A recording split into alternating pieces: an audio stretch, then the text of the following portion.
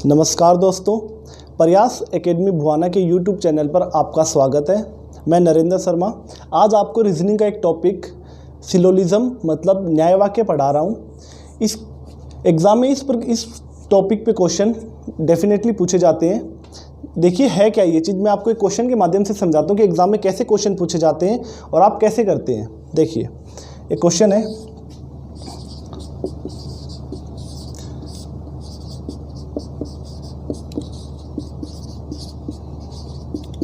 आपको कथन दिया मिलेगा कुछ इस प्रकार से, सभी आम हरे हैं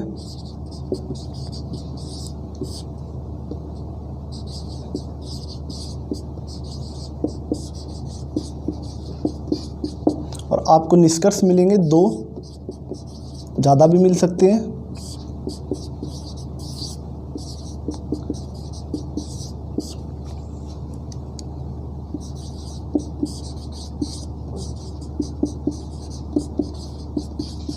सभी काले आम हैं, सेकंड सभी आम काले हैं। इस प्रकार से देखिए इन चीज़ों को मैं आपको बताऊंगा कि करना कैसे। जैसे देखिए क्या है, सभी आम हरे हैं और सभी हरे क्या हैं, काले। और आपको निष्कर्ष, इसी के माध्यम से आपको निष्कर्ष देखना है कि आपके ये निष्कर्ष इस कथन को पूरा करते हैं या नहीं करते। अगर ये निष्कर्ष इस कथन का पालन करते हैं तो आपका जो निष्कर्ष कथन का पालन करता है वो सही होगा, जो नहीं करता वो गलत होगा। ठीक है, आपने बहुत से चैनलों पे पढ़ा होगा कि आपको अलग अलग माध्यम से पढ़ाते हैं, कोई 50%, 100%, 50% करके बताता है। मैं आपको एक नई चीज़ से पढ़ा रहा हूँ, ज़रा देखिएगा। मैं आपको पहले इसका बेसिक समझाता हूँ।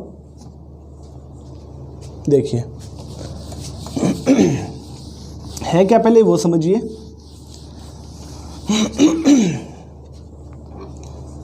देखिए न्याय वाक्य, न्याय वाक्य को हम दो भागों में बांटते हैं। देखिए क्वेश्चन जब भी आता है तो न्याय वाक्य में दो ही चीज़ें होती हैं, या तो वो सही होता है या वो गलत होता है।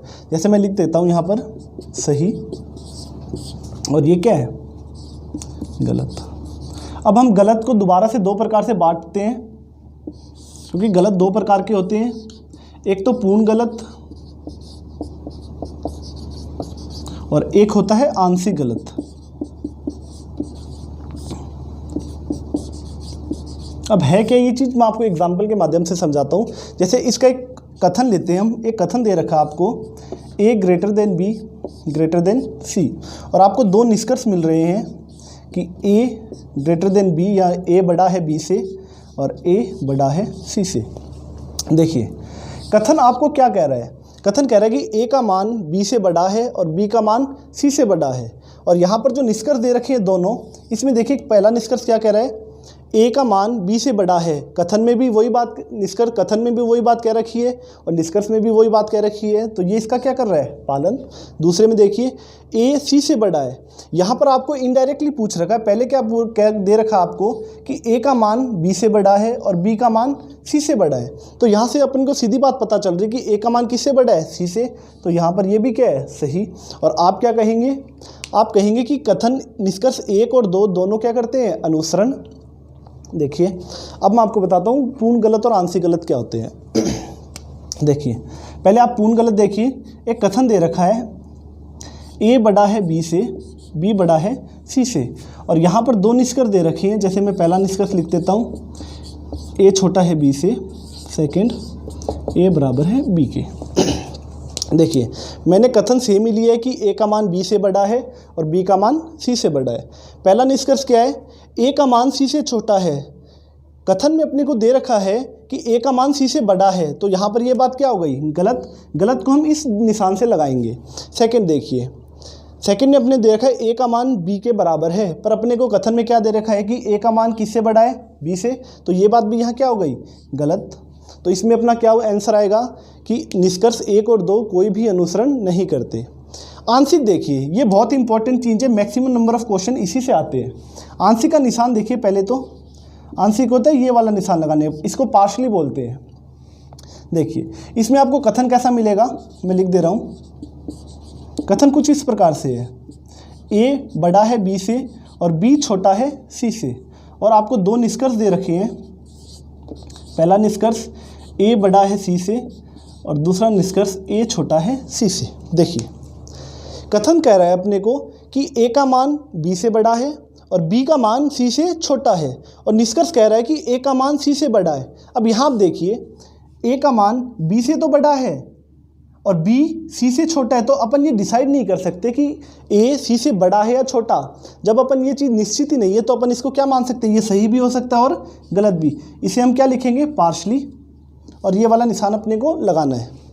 अब ये वाली चीज़ देखिए, यहाँ कह रहा है कि ए का मान सी से छोटा है, वही बात होगी। यहाँ ए बी से बड़ा है और बी सी से छोटा है, तो ये चीज़ भी अपन डिसाइड नहीं कर सकते, जो ये भी क्या आएगा, पार्शली। इस कंडीशन में आपका आंसर क्या आएगा, या तो केवल एक सही है या केवल सेकंड सही है। इस स्थिति में आपके दोनों सही नहीं हो सकते। इस प्रकार के क्वेश्चनों में कैसे पहचानेंगे, सीधी सीधी कंडीशन दी होती है। जब आप ऑप्शन देखते हैं तो उसमें या तो या की कंडीशन दी रखी है, तो आप या तो या की कंडीशन से समझ सकते हैं कि क्वेश्चन पार्शली वाला है। जब या तो या की कंडीशन ना हो तब या तो सही वाला देता है क्वेश्चन में या फिर पूर्णतः गलत वाला। एक बार आप इतना उतार लीजिए, फिर मैं आपको बताता हूँ इसमें कैसे टाइपों से आपको पढ़ना है।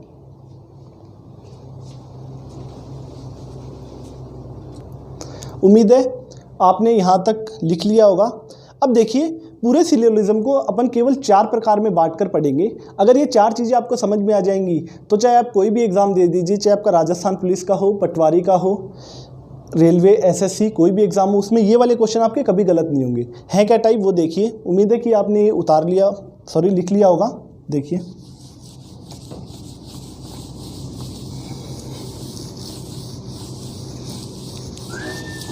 देखिए पहली टाइप क्या है,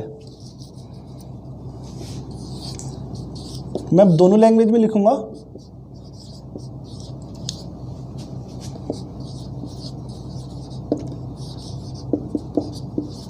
ऑल टाइप पॉजिटिव मतलब सभी प्रकार के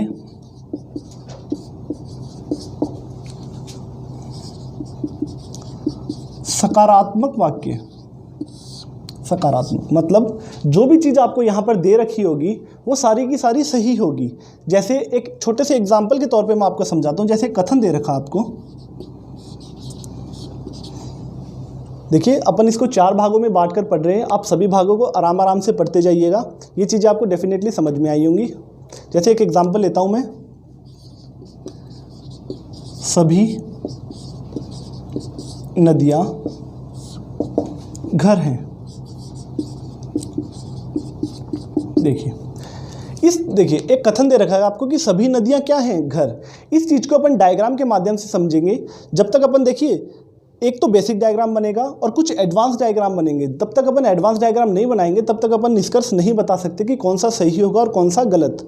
ये मैंने आपको कथन लिखा है। अब मैं कुछ निष्कर्ष साथ साथ लिखते जाता हूँ और आपको बताना है। देखिए फिर लास्ट में देखते हैं कि कौन सा सही होगा कौन सा गलत। जैसे मैं सभी निष्कर्ष लिख देता हूँ।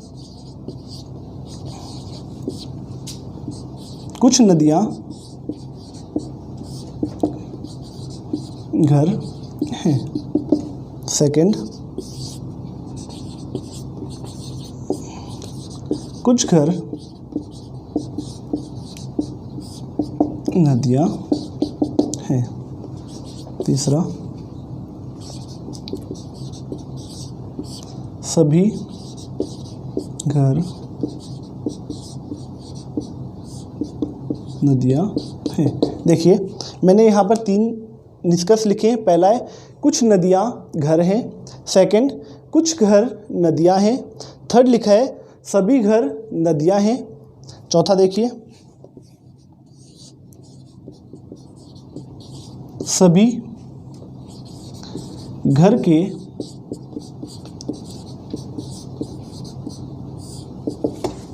नदियाँ होने की संभावना है। एक बार मैं आपको केवल 4 ही निष्कर्ष लिखा रहा हूँ, उसके बाद निष्कर्ष और भी हैं। पहले अपन ये 4 निष्कर्ष ही देखते हैं। देखिए सबसे पहले आप कथन देखिए। कथन क्या कह रहा है, सभी नदियाँ घर हैं। आपको इस कथन को देखकर डायग्राम बनाना है। जैसे मैं यहाँ पर डायग्राम बनाता हूँ। सारी की सारी नदियाँ क्या हैं, घर। मतलब ये जो सारी नदियाँ हैं रिवर, ये किसके अंदर आएंगी, घर के अंदर। ये अपना कौन सा डायग्राम बना, बेसिक। मतलब ये डायग्राम तो आप सभी ने बना लिया होगा, उम्मीद है। ये अपना बेसिक डायग्राम है। अब अगर एक ही डायग्राम से अपन इस चीज़ को समझते हैं तो देखिए, कुछ नदियाँ घर हैं, यहाँ पर सारी की सारी नदियाँ क्या हैं, घर, और कुछ नदियाँ घर हैं। जब सारी की सारी नदियाँ ही घर हैं तो कुछ भी नदियाँ क्या होंगी, घर। सेकंड, कुछ घर नदियाँ हैं। अब यहाँ पर देखिए, अपन को दे रखी है कि सारी की सारी नदी किसके अंदर है, घर के अंदर, और यहाँ पर केवल किसकी बात कर रखा है, कुछ घर की। क्या देखिए, क्या घर का कुछ हिस्सा नदी के टच है, आप देख रहे हैं कि बिल्कुल टच है, तो ये वाला भी क्या होगा, सही। सेकंड देखिए, सभी घर नदियां हैं। अब आपने केवल एक ही डायग्राम बनाया बेसिक, और इसके अनुसार देखिए आप क्वेश्चन निष्कर्ष कह रहा है कि सभी घर नदियां हैं। यहाँ पर देखिए, घर का ये जो पोर्शन है, ये वाला पोर्शन किसके बाहर है, नदी के बाहर है। मतलब आपके अनुसार तो ये वाला कथन गलत होगा, पर देखिए जब भी ऐसा क्वेश्चन आए तो अपने को एक एडवांस डायग्राम भी बनाना होगा। वो एडवांस डायग्राम कुछ ऐसे बनता है कि घर और नदियाँ दोनों इसी के ऊपर दे रखी हैं। यही क्या है आपका घर, और यही क्या है, रिवर। आप जब भी डायग्राम बनाओगे तो आपको केवल कथन के अनुसार पालन करना है। निष्कर्ष को आप बाद में देखिए, पहले कथन देखिए कि सभी नदियाँ घर हैं। इसका डायग्राम क्या बना, यहाँ पर ये डायग्राम देखिए कि ये कथन इस डायग्राम पालन कर रहा है या नहीं कर रहा। नदियाँ किसके अंदर हैं, घर के अंदर, मतलब सारी नदियाँ घर हैं। यहाँ पर भी वही बात है। अब ये देखिए, सभी घर नदियाँ हैं। क्या यहाँ पर सभी घर नदियाँ हैं, आप कहेंगे नहीं हैं। यहाँ पर सभी घर नदियाँ हैं।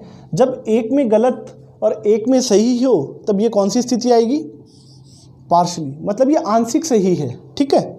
लास्ट वाला देखिए, सभी घर के नदियाँ होने की संभावना है। आपको कह रहा है कि क्या सारी की सारे के सारे घर नदी हो सकती हैं, केवल आपको संभावना पूछ रखी है। अगर संभावना का मतलब होता है यदि एक में भी वो बात सही हो तो वो हमेशा सही होती है। तो देखिए, जब सभी घर नदियां हैं मतलब एक में आपकी बात गलत है, एक में आपकी बात सही है, और उसके साथ क्या जोड़ रखी है, संभावना, तो ये क्या होगा आपका सही।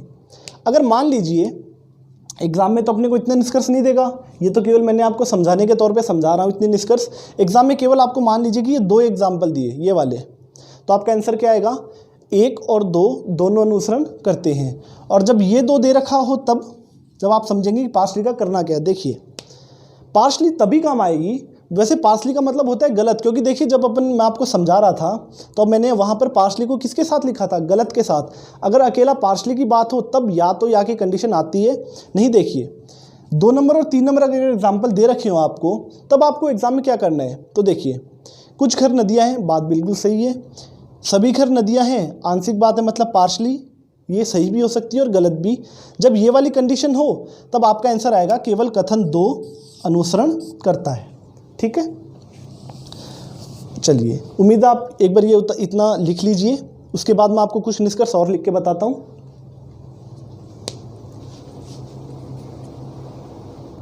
देखिए, यहाँ पर थोड़ी स्पेस की कमी है इसलिए मैं डायग्राम को इस साइड बना रहा हूँ। देखिए, ये वाला अपना बेसिक डायग्राम था, ये रिवर है, ये हाउस है, और ये वाला अपना कौन सा डायग्राम है, एडवांस डायग्राम, जिसके एक के ऊपर ही एक दोनों चीज़ें, यही रिवर और यही क्या है, हाउस। अब देखिए 5 नंबर 6 और 7, 5 नंबर, उम्मीद है कि ये 4 एग्जाम्पल आपको समझ में आए होंगे। 5 नंबर देखिए, कुछ घर